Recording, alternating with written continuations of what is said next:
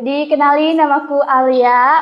Namaku Bella. Jadi di sini kita bakal ngobrol santai tentang hal-hal yang maksudnya topiknya itu dekat sekali dengan kita, yaitu tentang teknologi.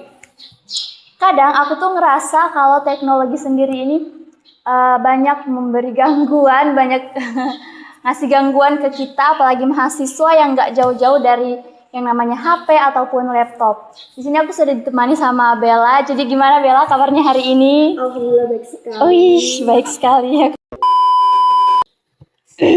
Gimana Alia kabarnya?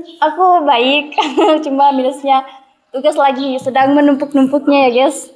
Kamu gimana? Tugasnya aman?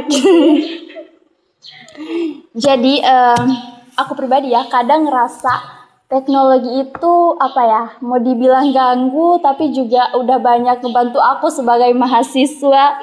Jadi di sini aku mau tanya pendapat kamu terkait, menurut kamu nih ya, teknologi ini lebih sering membantu atau malah jadi gangguan untuk kita dalam proses pendidikan ataupun dalam proses belajar? Iya, aku juga sering ngerasain hal yang sama kayak di satu sisi teknologi ini bikin kita lebih mudah untuk cari informasi, akses materi kan, juga belajar lewat video atau platform online. Tapi di sisi lain, karena semuanya ini ada dalam satu perangkat, kita jadi gampang banget buat terdistraksi kan. Betul banget. Jadi menurutku menarik sih kalau misalnya kita bahas kenapa dalam satu hal yang sama bisa punya dua dampak yang bertolak belakang. Ada suara burung ini agak ganggu ya. Jadi untuk sekedar informasi guys, sekarang kita lagi ada di perpustakaan kampus 4 UNG dan ada di ruangan lantai 3 kalau nggak salah, di ruang tesis. Jadi mohon maaf kalau agak bising-bising karena di sini banyak burung ya. Oke, aku setuju dengan yang kamu katakan tadi, dimana kita bisa dibantu banget sama video-video. Tapi dari pengalaman pribadiku sih ya, kalau misalnya lagi belajar lewat HP atau lagi ada niat nih mau cari materi lewat HP, tidak lama dari itu 5 menit kemudian atau enggak 10 menit pasti langsung terdistraksi sama yang namanya notif. Entah itu mau notif WA, notif Instagram, dan cek-cek pesan yang masuk, habis itu langsung deh beralih ke Reels IG atau enggak TikTok. Jadi gimana nih menurut kamu soal itu? Iya, itu valid banget sih. Dan kalau dilihat dari sisi teori, sebenarnya itu bisa dijelaskan juga. Contohnya misalnya menurut B.F. Skinner, perilaku manusia itu dipengaruhi oleh apa yang disebut sebagai reinforcement atau penguatan. Jadi kita cenderung mengulang sesuatu yang memberikan rasa menyenangkan walaupun kecil. Nah, kalau dikaitkan dengan teknologi, sebenarnya notif atau konten ini bisa jadi semacam reward kecil buat kita. Jadi makanya kita sering terdorong untuk terus membuka HP kan, dan bahkan saat lagi belajar. Jadi sebenarnya ini bukan cuma soal kita kurang fokus, tapi memang sudah ada mekanisme dalam tanda kutip yang bikin kita gampang terdistraksi. Berarti wajar sih ya kalau banyak orang merasa teknologi ini lebih sering ganggu. Gimana? Tapi di sisi lain, kalau kita bilang teknologi itu cuma mengganggu, itu juga nggak sepenuhnya benar. Jangan judge ya guys. Karena kalau dipakai dengan cara yang tepat, teknologi ini justru bisa membantu proses belajar jadi lebih efektif. Misalnya, dibanding kita cuma baca teks panjang nih, kita bisa belajar lewat video, animasi, atau penjelasan visual. Bener banget sih, aku setuju. Karena dari pengalamanku juga, aku tuh lebih cepat memahami materi kalau misal itu didukung dari penjelasan langsung. Contohnya kayak lihat video, kan dari video itu kita bisa bisa dengar penjelasan langsung dan bisa langsung ngebayangin arah materinya ini mau kemana gitu sih menurutku. Dan itu sesuai sama teorinya Richard Meyer. Dia menjelaskan bahwa pembelajaran itu lebih efektif kalau informasi itu disampaikan lewat kombinasi,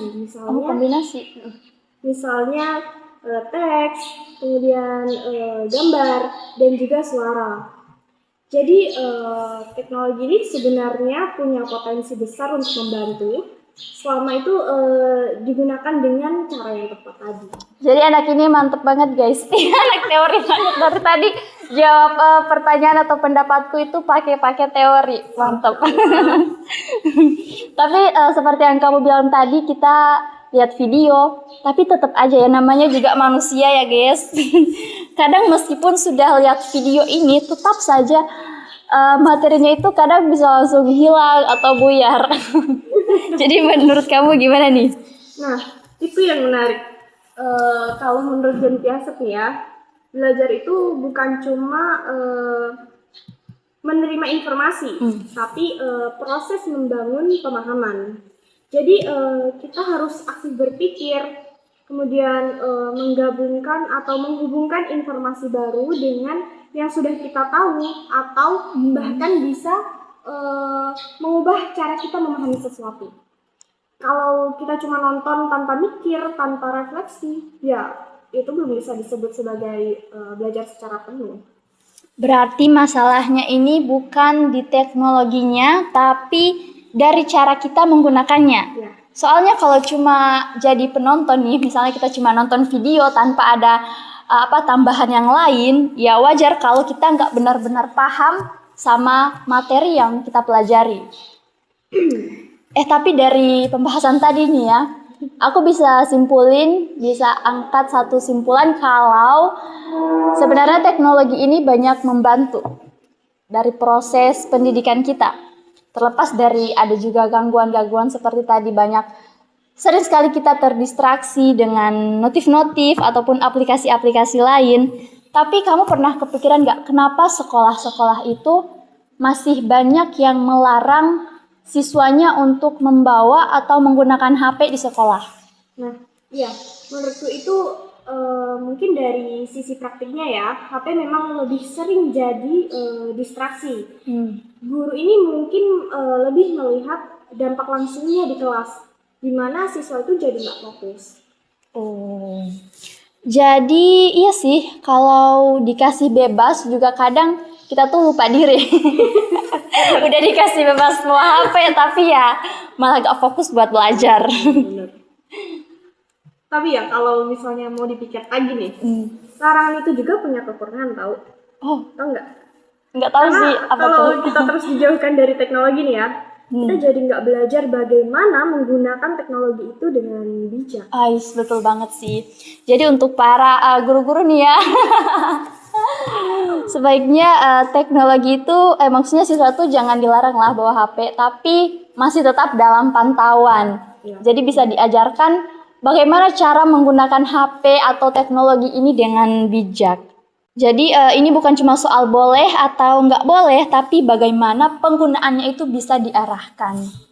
Iya, jadi mungkin solusinya bukan menghindari teknologi itu sendiri, tapi belajar menggunakannya secara aktif. Misalnya nih ya, saat menonton video, kita itu nggak cuma nonton, tapi pause, terus mikir, dan kita bisa catat poin pentingnya. Nah, bener banget. Ini tips yang bijak ya dari seorang Bella Vista. Jadi kalau misalnya lagi nonton video, lagi cari materi nih di YouTube, kita jangan langsung kayak telan mentah-mentah atau cuma nonton video itu dari durasi yang banyak.